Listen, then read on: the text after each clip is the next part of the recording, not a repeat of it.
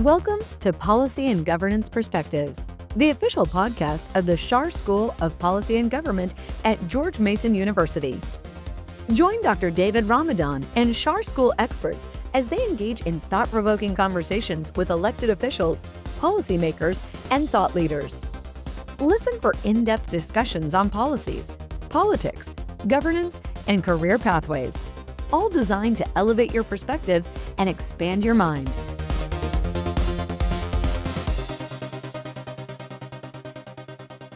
Welcome to another episode of Policy and Governance Perspectives, the official podcast of the Schar School of Policy and Government at George Mason University. I am your host, Dr. David Ramadan.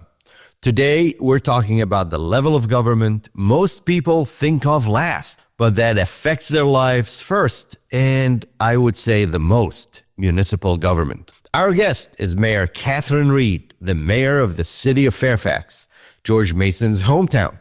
She's the first woman and the first Mason graduate to hold that office, earning her BA in government and politics here in the early 1980s. She's a longtime Fairfax City resident, a strategist and advocate who's worked with local nonprofits on legislative advocacy and messaging. And she's deeply engaged in building stronger ties between Fairfax City and our alma mater, George Mason University. Mayor Reed was first elected in 2022 and re-elected in 2024, leading a city of roughly 24,000 residents right next to our campus. Today, we'll dig into what a mayor actually does, how a city really works, why local government matters more than the shouting on cable news, and how students can engage beyond just complaining on social media. Mayor, welcome to the podcast. Thank you so much. What a great introduction. You have teed this up magnificently. Thank you. First segment, let's talk a little bit about why local government in general. Let's start with your story and the Mason connection. For our listeners who may only know you as the mayor of the city next to campus, give us the short version of your path. Who is Catherine Reed and how did you end up in the mayor's office? Well, let's go all the way back to fifth grade. Let's start there. Wow, fifth grade. Well, you asked, and I'm going to tell you. So I have always been interested in politics. And in fifth grade, there was a presidential race. Richard Nixon was running. Hold on. You're really taking our students back to Richard Nixon. I hope you know Richard Nixon.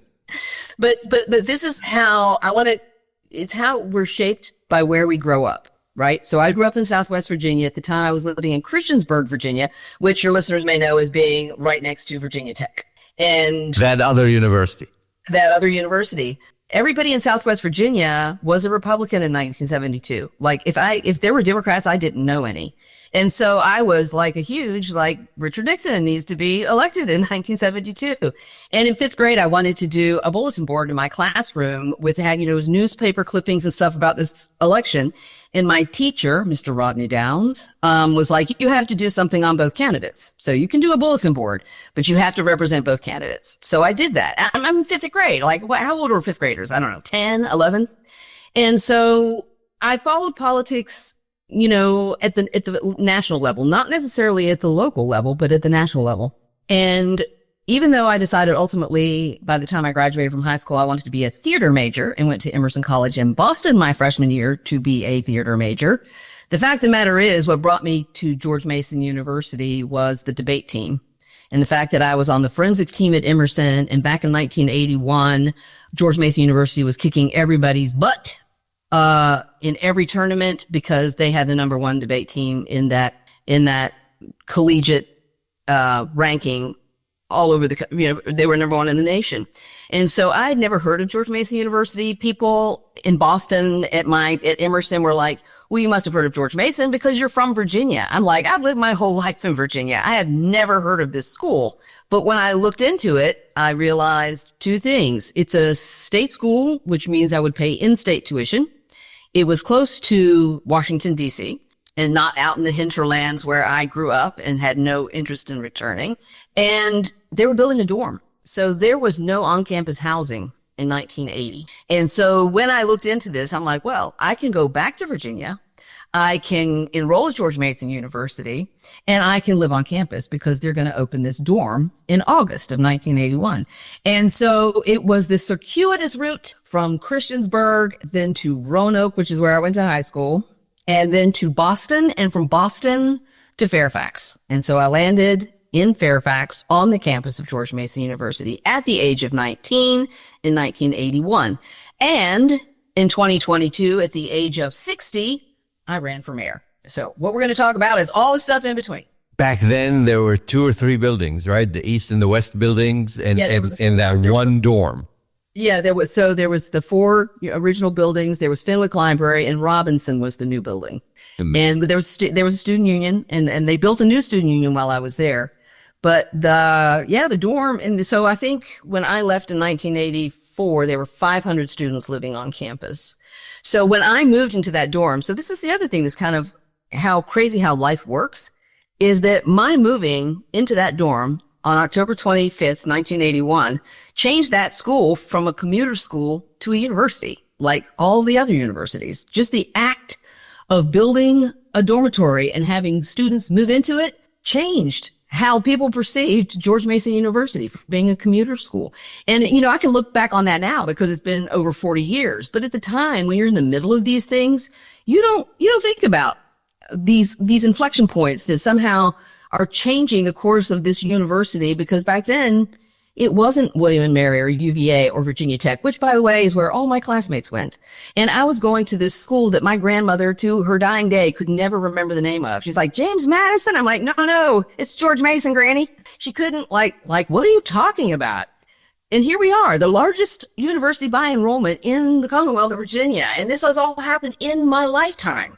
Bless her heart, as my mother-in-law from Southwest Virginia would say. You're a proud Mason alum, therefore. How did this experience as a government and politics major back in the day shape the way you think about public service now? I was very fortunate because, it was not just that we had a great faculty and a great staff back in the 1980s, and many of them had experience in government themselves. Again, the proximity of the university to Washington, D.C. cannot be overstated. But aside from an accomplished faculty, I was taking classes with a lot of adult students. I had a lot of night classes. The closer I got to my junior and senior year, I was taking a lot of night classes, because there were adult students coming to the university to get their undergraduate degree. And so I was sitting next to people who were working in the federal government and were coming back to school to get the college degree they didn't get. And so being with adult learners who were also in government, actually doing the work while they were getting a degree, also made a huge difference. I wasn't with people my own age throughout my entire time at George Mason University. And people sitting next to you, people in the room with you, the discussions you have when you have a different mix of people makes a huge difference in your understanding of how it all really works. I second all of that because I had a similar path, and I did my undergraduate in government and politics at George Mason and my master's degree at George Mason. And that was a huge draw for me as well. Having both fellow students and professors that are really practitioners that are coming out of DC every day doing the work, and then coming and sharing their experiences with us. All right. So you were, and we keep saying, next to DC, people coming out of DC, people with DC experience. You could have focused on federal or state office, like many politically minded people would. Why municipal government? Well, it's been a long and winding road. I will tell you, I remember one class that I took, and it was a class on bureaucracy. And it was a I know, right? But I know bureaucracy, and think about bureaucracy in the 1980s. Can I just remind you, these are the Reagan years. These are the Ronald Reagan years. And so for people who are not, the light of hill, the shining city on a hill. Now remember, I am a big Reagan fan here. Well, so these were the Ronald Reagan years. And so it was class on bureaucracy, and the gentleman who taught the class, and I wish I could remember his name, his father had worked in FDR's administration. And so he was a fascinating person, and he was just a living history book. And bureaucracy is a very tedious, boring thing to be talking about for, an hour, twice a week or 3 times a week. And so a large part of your grade was class participation. I think if I remember correctly, that was the only class I took where right from the beginning on the syllabus, the professor says a large part of your grade is going to be class. And so there were generally only two people who ever participated, me and this other young man who I remember clearly had an internship at the time at the White House, which was so impressive to me because I was a work study student on a Pell Grant and I was working in the copy center on campus, like, hot gluing and binding and making Xerox copies of stuff. Arguably more important stuff. Well, but I was so awed by the fact that I'm sitting next to this and the professor knew that and kept calling on him specifically because he had this internship at the White House to basically talk about what his experience had been and what he had observed. And again, this comes back to what we were just talking about. Who you're sitting next to and who is in the room makes a difference in the experience you get in education, period. So anyway, when they posted the grades at the end of this class, because people had said this professor rarely gave A's. You couldn't get an A out of him. And the only two people who got an A in that class were me and the kid with the internship at the White House. But it's because we did the heavy lifting every class period to actually engage. But I was not interested really in talking about the tedium of bureaucracy. I was interested in hearing him talk about the arc of government from FDR to Reagan. And so I would kind of steer the conversation in that direction because he was a fascinating, interesting man. And to me, that was far more interesting to hear him talk about that than bureaucracy. But that class was a real standout for me. I remember it to this day in the conversations that we had and his observations about how government actually works at the federal level. So or not work, right? That's the point. Or not work at federal level. True. But back in the day, we had faith. We had faith back in the day that what we were being taught, how the Constitution works, the three co-equal branches of government, we had every reason to believe that this is how it works. Students today don't have to look very far to realize that our founding fathers assumed that people would show up in good faith to be our government because democracy is government by the people and for the people and the people run it. And they made assumptions about who would be in those roles. And they put checks and balances in case there were people who showed up who were not showing up in good faith. I think the situation we're in today, we can all agree, is that across many multiple branches of this government, the people showing up are not the people that the founding fathers wrote the Constitution for. And so we are seeing that it is not working as designed. And so if you take this down to the local level, so when you are in school, and I don't just mean government and politics at Mason, I talk to 8th graders taking civics classes in our local middle school. The local Rotary Club hands out constitutions once a year, paper constitutions. We're in the auditorium at Katherine Johnson Middle School to talk to 8th graders about the Constitution. But even at that level, students are not necessarily in civics being taught about local government. Most of them have not been to City Hall. Most of them do not understand city council or the council manager form of government or city charters or how policy gets made and ordinance gets passed. And so from the very earliest, we are focusing students' attention on what you need to care about is the Constitution and the federal level government and the co-equal branches and all the things that are, what history tells us we should be talking about. And the fact of the matter is local government is very messy. It is very homemade. People run for office who don't have experience in government. They have experience in whatever they have experience in. They're a dentist, they're a teacher, they're all kinds of backgrounds in government. And so it's kind of on the job training for people who step up to run for local government. And this is the thing we need to sort of wrap our arms around is that you don't have career politicians in government. It's considered a part-time job. You're doing it in addition to the job that you're doing. And from the earliest classes on government, we teach children, we are not teaching them to look at the government closest to their front door to understand that. And I'm going to take that as you wish every policy student understood that importance of local government. I do as well. So when you ran first in 2022, what did you hear most from the voters at the doors? What did they actually care about? And did they understand, or at least ask you the right questions on, okay, you're running for mayor. We know they don't understand local government much.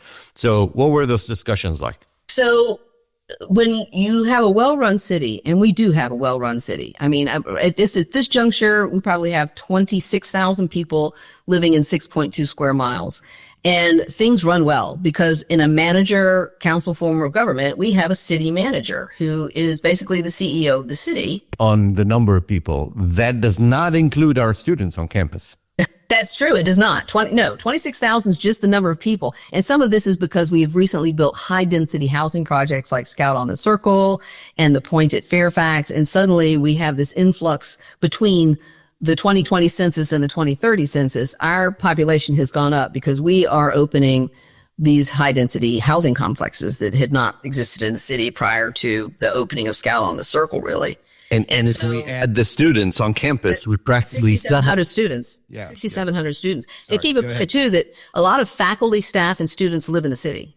Like the lofts, the flats at university is a lot of students living right in the downtown. And so they are residents. They are absolutely card-carrying residents. The students live on campus because it's a state school and it's a state university. People don't understand. People assume often that George Mason University is in Fairfax City. It's not. And it's not in Fairfax County. It's its own little fiefdom, managed by board visitors because it's a state school. And so they are the de facto town council for George Mason University's campus. And we are recording this on January 31st. It'll play in a couple of weeks. As of today, we do have a full board of visitors due to our new governor. We had been without a full board of visitors for a few months at George Mason. All right, I digress. Sorry. The city manager. So the city manager runs the city like the CEO, and we have veteran staff. I mean, when we do employee events, we did one in December at Christmas. I'm recognizing people, and the city manager is recognizing people who've been with our city for 35 years, 30 years, 25 years. These are how long people have been, and we don't have a huge staff. We probably have 500 regular full-time employees who run the city, and we probably have 150 more who are seasonal or temporary employees that are hired in the summertime for Parks and Rec and are hired in the wintertime to clear snow. But generally speaking, we have about 500 employees, and a lot of them have been here for a very long time. So the wheels on the bus turn regardless of who is elected to sit on the dais. And I think a lot of people don't understand that dichotomy of elected people providing governance and fiscal responsibility to a locality, and the career people who are in finance and who are in the city manager's office and who are in Parks and Rec and Public Works. They keep the wheels on the bus turning, regardless who comes and goes on the dais. And so when I was on the doors, what I found is that people were very happy with the city. The curbside trash pickup, number one thing they love. Most everything was like, yep, love living here, have lived here for 50 years, or I just moved here because it's great to be in a city that has this close-knit hometown feel to it. It's right next to the university. It's very close to DC. So I didn't find a lot of people who were like, well, my number one complaint is, fill in the blank. We're not Flint, Michigan. We don't have the drama of lead in our water and other things that And gun. coalesce around. I know, right? And I'm so fortunate. I'm so grateful that our city is so well run and so well managed. So when I was on the doors, people basically were talking about high density housing because we have a lot of post World War II neighborhoods here that were, right after the war ended and the GI Bill, and you got GI financing for your house. And so people like these single family neighborhoods. I lived in one too. My house was built in 1953. But the fact of the matter is we have a housing shortage, and there are people who want to live in our city who can't afford to live in our city. And there's just basically, not enough houses. And so high density housing meets the needs of people who want to rent instead of own, and they need something they can afford in a place that has access to transit and good jobs. And so when I heard a lot of pushback, especially knocking on doors in single family neighborhoods, is like, we are building too much housing. It's too dense and it's too tall, and we should slow down. Because the people who live here, and especially people who lived here for a long time, sort of want to put it in amber, pull up the drawbridge. I'm here. It's good. don't change anything. I moved here for a reason. I love it. Don't change it. But that's not reality based. You can't not change, and you can't not, if you stop, you get run over, you stagnate. And people who are private citizens living their life and loving their city really don't understand that. And so it's incumbent on the people who are elected on the dais to represent not just the people who live here. And they show up and they tell us all kinds of things about what they like and don't like. But I keep talking from the dais about the responsibility to the future city. The people who aren't represented in these discussions about trails or intersections are the people who don't live here yet. And somebody has to care about them. There are new terms relatively new term for all these great folks that don't want to change, though. The NIMBYs of the world, right? That's true. But everybody can point to somebody else who's that, but it's not them. It's not me, but my neighbor. Yep, my neighbor is, but I still don't want anything new in my backyard. Correct. All right, talk to us a little bit about, you talked about the city manager and the professional staff. Tell us a little bit about your council. You are a Democrat or a Republican when you run? I know the answer, but I'm being facetious here. Are you a Democrat or a Republican when you run for office in Fairfax City and your fellow city council? Okay, so in municipal government in Virginia, everyone is independent, and that is true of constitutional officers too. The ballot is always ever going to say I, independent. That's statewide. Do people run as Republicans and Democrats? Yes, and they have for many years, but not every locality does that. So I can point to Lynchburg, or I can point to Roanoke City, and because people are like, I'm the Democrat running for mayor, or I'm the Republican running for city council. And you can put that on your literature and take a stand. I'm in this party, or I'm in that party, or I'm not in any party. I'm truly independent. And there are a lot of people who put a flag in that and say, I am truly independent. And the shout out to the mayor of Roanoke. He is a good friend. Oh, Joe Cobb. I adore Joe Cobb. In fact, I know a lot of the people on the city council in Roanoke. And I will say Cardinal News does a good job reporting. And if you look at their, reporting in Lynchburg is another one where he talks about a majority Republican dais. Even though I is on the ballot, when people self-identify like I'm the Republican, then that's how people start to report on there's a majority of this party, there's a majority of that party. Roanoke just recently in their last election had a Republican who is now on city council, and that was newsworthy. But again, everybody has I next to their name, right? So here in Fairfax City, I am a longtime Democrat. Like I have been a Democrat going back to Barack Obama, which is the first time I really got out and knocked doors. So for me to say, well, I'm not a Democrat, I'm independent, would be disingenuous. It really would be, because everyone knows me as a Democrat. So on my literature, I did not put that I was a Democrat because it was not germane to anything. It was not germane to anything. But in my city where I've lived for 25 years, certainly people know that I am a Democrat. And so we had Billy Bates, another Mason alumni, undergrad and graduate degree in physics, ran as a Democrat. Like he knocked on doors and he goes, I'm a Democrat running for city council. But there are a lot of people in the city who believe that, we've always had independent elections, municipal elections, because when they were in May, 20% of the people turned out. So May elections, and this was, this goes back to the Byrd machine, Harry Byrd. And we have a lot of wonky things in Virginia, a one-term governor. We have off-year elections. We had May municipal elections, and there's a historical basis for all of this. In fact, Michael Pope wrote a wonderful book called The Byrd Machine, in which, illuminates much of this. And so people in the city were like, well, we've always had independent elections. Well, everybody kind of knew what everybody was, but they didn't when they ran for mayor and council. No one ran that up a flagpole and said, I'm running as a Republican. Everybody was like, nope, I'm an independent and I'm running as an independent candidate. What happened in 2022 is the General Assembly eliminated May elections and basically said everybody's charter is going to change because now we're only going to do elections in November. And there were a couple of reasons for that. One is the expense of running May elections for every locality, in addition to also running November elections. But the other thing is there was a suppressed voter turnout. There just were not people voting in May. That's not when people vote. People are like, I vote in November. That's when I love people who say, I vote in every election. What they mean is I vote every 4 years for president. That's what they mean. In Virginia, we have elections multiple times a year, if you count primaries, multiple times a year. And this past year has been like every month we've had an election.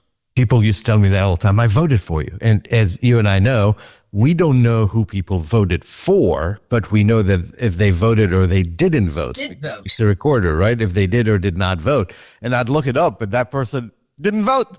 No local elections, right? No local elections. Yeah, people don't realize it is public information if you voted, not who you voted for. But you can look up somebody's voting record and see whether or not they really vote every election or if they just vote once every 4 years for president. Yep. So when the elections changed to November, then we ended up being on the same ballot with candidates who were running as Republicans or Democrats. So in 2022, there was a top of the ticket, right? So I was running with Jerry Connolly, who is a Democrat. He's a Democratic congressman. And Jerry put out a mailer to my city saying he's endorsing me and the other candidates that I was running with that he was endorsing. And so people are like, well, this is an affront. We're bringing partisanship into this, but partisanship was always there. It's just that no one talked about who was what. And now having November elections, you are on the ballot where partisan candidates are at the top of that ballot. So to strip it away and say, everybody has a sample ballot standing out in front of the polling places. You ask, do you want a Democratic sample ballot? Do you want a Republican sample ballot? And in the last two elections, we had an independent ballot. Oh, do you want the sample independent ballot? These are the candidates the independents are supporting. And I'm like, to me, that is incredibly disingenuous. If you're running on a ticket, regardless of what you say you are, you're running as a group. I mean, certainly there's a reason you coalesce together for some reason. True. And this is where we are with politics. People don't pay attention. So when they go to the polls and you say you want a sample ballot, we had 11 people running for 6 city council spots. So you have 6 city council spots and you. Right, that's 7. And what is the makeup now?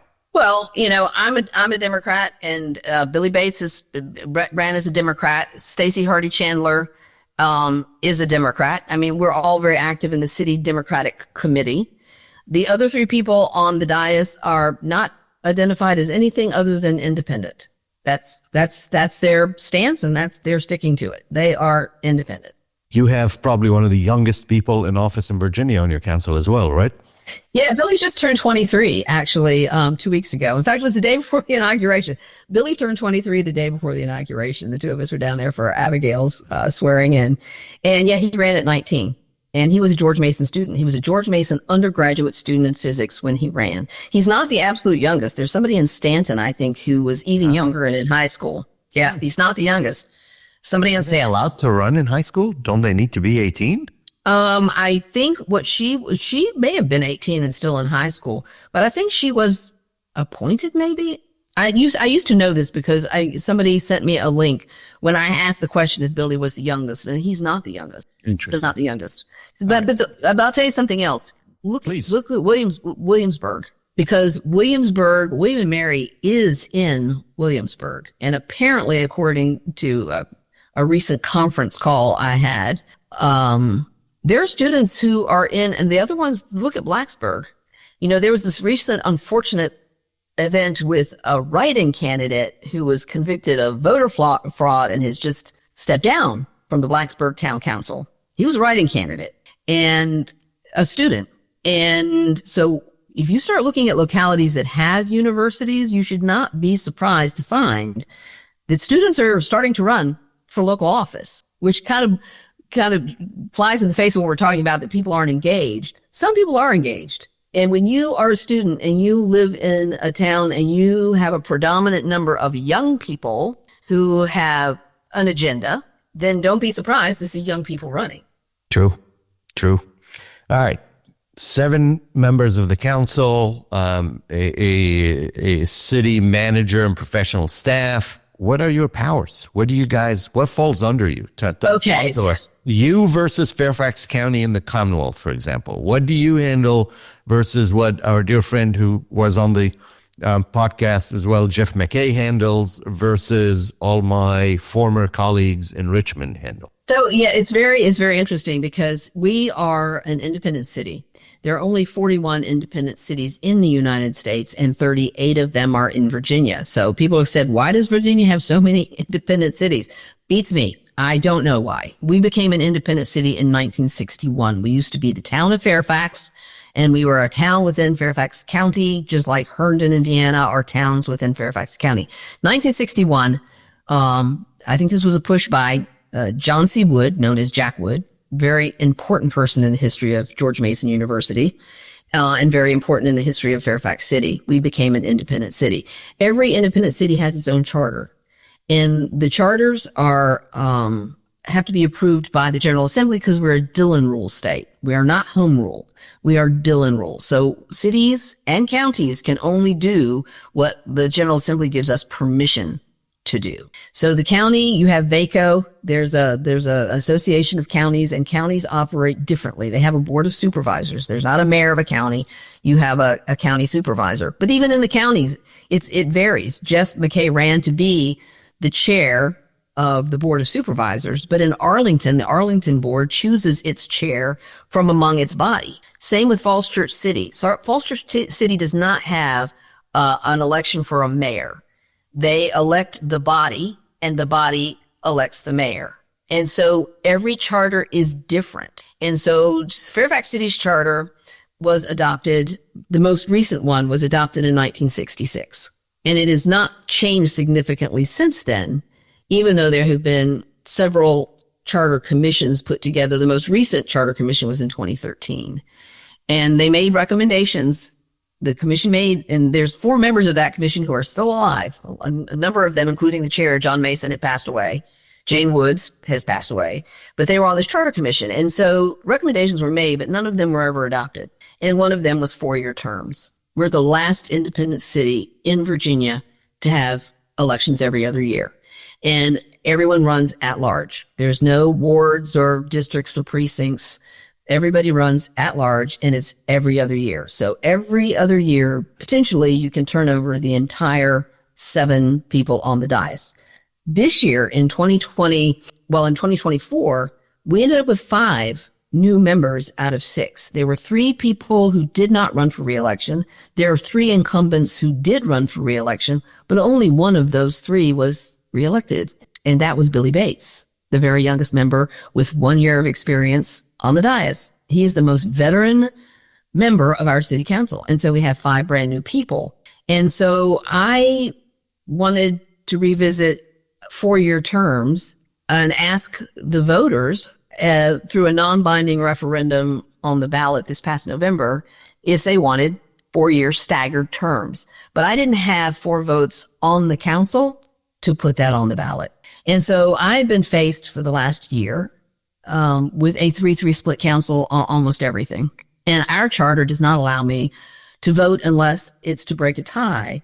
But if it's an appropriation, I can't break a vote on an appropriation. So we recently had a vote on appropriating $4.6 million to complete a grant-funded trail in the city, the George Snyder Trail, because we had $18 million, but there have been years of delay. And it was a 3-3 vote. And because 3 members were not going to vote to appropriate, the project died. So now, $22 million will go to somebody else in some other jurisdiction to complete some other project. And we will end up repaying, we haven't heard from VDOT, but we will end up repaying the money we've already spent. But there was nothing I could do about that. And so you're saying you got very limited powers. A weak mayor. It's called being a weak mayor.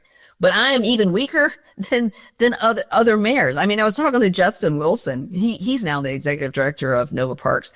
And I was talking about boards and commissions, and he goes, we don't do it that way in Alexandria. He goes, the council doesn't have anything to do with appointing boards and commissions. I'm like, well, our charter says that the council appoints boards and commissions. Now, up until this council, the mayor was always involved in interviewing and appointing for boards and commissions. But this dais has decided that the charter does not give me that power, therefore I don't have it. So, Manager. Madam Weak Mayor. Yeah, weaker every day.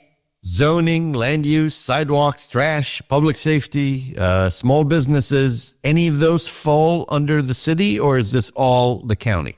No, we are an independent city, but it's interesting talking about, Cardinal News, and they did a great story on how Northern Virginia is funding the rest of the Commonwealth. And in that reporting, and they had graphs and charts, and they really did a deep dive into federal and state funding for these different localities. Fairfax City is the least dependent in the entire Commonwealth on federal and state money. And so on the face of it, it's like, wow, look at You're Fairfax rich. City. Oh my God, we're so independent. Look at us. We don't need anybody. But the fact of the matter is we have written agreements and partnerships with the county. So for human services, for housing programs, for many things, we have a partnership with the county, and the county is getting the money from HUD, and the county is getting the money from the state. Our schools, we own the school buildings, but Fairfax County Public Schools provides the instruction and the teachers. So they're getting the money for education, not the city directly. And so people, because Cardinal News was not looking at county partnerships at all, they were just looking at who gets federal and state money. And so this is the thing about data. Data is great. And we've never had more data in the history of the universe than we have now.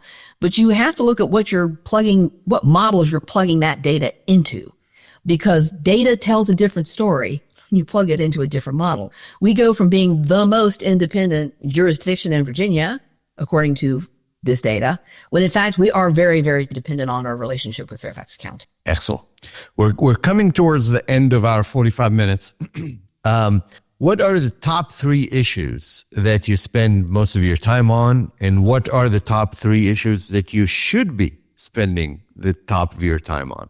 Well, the death of the George Snyder Trail has freed up a lot of time, because that was 3 years of hearing public testimony pretty much every meeting between, people who were like, don't kill the trees, and this is not a good project, and the people who were supporting it. So that's going to free up a lot of time. It's land use. It is definitely land use, and it's transportation. We are an old city, and so we have roads and intersections that were probably literally ox trails once upon a time.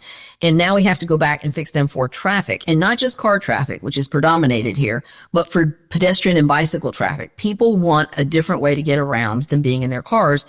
And we want them to have a different way, safe way to get around the city without cars. But everybody, as we said, has a different idea depending on if it's in their neighborhood, whether or not they like the idea of widening and improving Blenheim Boulevard, or fixing the intersection at Eaton Place where we've had fatalities. And that, to me, these are serious issues. And we do get grant funded money from NVTA and other sources to actually, support fixing some of these traffic issues we have in the city. The other one is high density housing, because people are like, we have a height restriction here in the city. It's 4 stories. And so when somebody comes in and wants to build an apartment complex, or mixed use development is really what we're building right now. And that's true throughout Northern Virginia. It's mixed use development near transit. And we have an ordinance that has a 6% set aside for affordable housing units. And in order for that to work, and this has been true in Alexandria and Arlington and lots of other jurisdictions, in order to have the set-asides for affordable housing, you have to have greater density. That's the only way it feasibly works for a commercial developer to do that. Yep. Dollars and cents. Dollars and cents. But you've got people going, it's too tall and it doesn't fit, and I don't want it. And so some of the land use votes recently have been 4-3, with me being the tie-breaking vote, because I've got a council that generally tends to be 3 against 3. And so I end up being the tie-breaking vote if, I can even get to a tie, being a tie-breaking vote. And that's really, to me, that is not the best government. It's just not.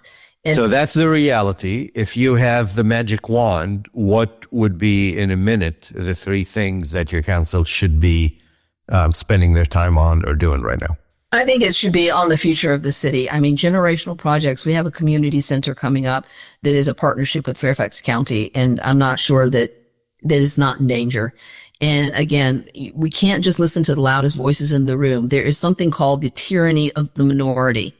And being in elected office means that you have to do what you think is best for everyone in the city, including the future residents from whom you are not hearing. We have to be future focused. We are building something that needs to last. And we should be in that mindset. It can't just be the loudest voices in the room. Hear, hear. And back to our Mason Nation, our alma mater, your 7,500 neighbors and all of our thousands of employees and other students that commute. If you had the magic wand, again, what would you want from Mason Nation? You know, we would love to figure out, and we are working on greater partnerships. We're doing a Fairfax City crawl next Friday night. It's the first time we've ever done something as a city to support the students celebrating homecoming. And we hope to make that an annual event. We're also going to turn our attention to Fall for the Book, a festival that's existed and we have funded through grants for years. And yet the people in our city don't even know what those events are or where they take place, even when they're in our own city. So to me, the opportunities here are vast because the city and the university have not necessarily figured out communication, collaboration, and the things that bring our community to the campus and the things that bring the students to the city. There's so much untapped potential there, and that is what I am focused on a lot these days. Mayor Reed, I can spend another hour and we barely would scratch the surface. Thank you for taking us inside City Hall and reminding us that the level of government closest to the people's lives is often the one they know the least about. For our listeners, if you live, study, or work in Fairfax City, you are part of this municipal ecosystem, whether you vote in it or not. To learn more about the city of Fairfax and Mayor Reed's work, we'll include links in the show's notes, including resources for getting involved locally. You can find all episodes of Policy and Governance Perspectives at char.gmu.edu/podcast or wherever you get your podcasts. I am Dr. David Ramadan. Until next time, stay informed, stay engaged, and remember, the person who can actually fix your sidewalk is probably not in Washington, D.C. That brings us to the end of another insightful episode of Policy and Governance Perspectives. We truly appreciate you joining us for these important discussions featuring voices from across the Schar School. For more information and to explore our archive of past episodes, please visit char.gmu.edu/podcast. Thank you for listening, and we look forward to sharing more with you next time.